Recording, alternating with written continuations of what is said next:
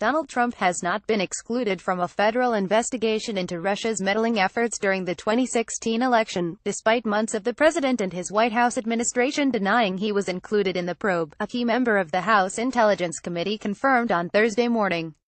Rep. Adam Schiff, Caliph, ranking member on the committee tasked with investigating the Trump campaign's alleged collusion with Russian government operatives, told CNN that he and his colleagues are looking at a whole range of actors and what kind of relationships they had with the Russians.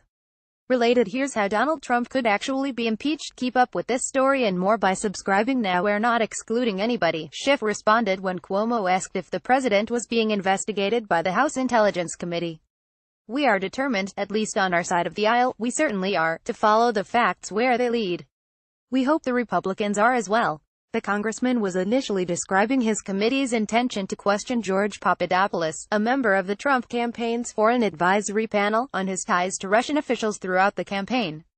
But he later indicated that the president is not out investigator sites. Trump has routinely said he was not under investigation by any group, including the one led by special counsel Robert Mueller. I'm not under investigation, as you know, the president said in a phone call Wednesday night with the New York Times, noting the recent indictments of Paul Manafort, his former campaign manager, and Rick Gates, Manafort's business partner.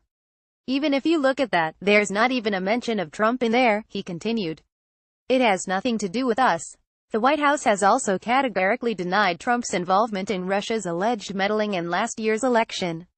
Officials also downplayed the role of Papadopoulos, who pleaded guilty to lying to the FBI about a meeting he had with a Kremlin-linked Russian academic who offered to provide dirt on Hillary Clinton last year.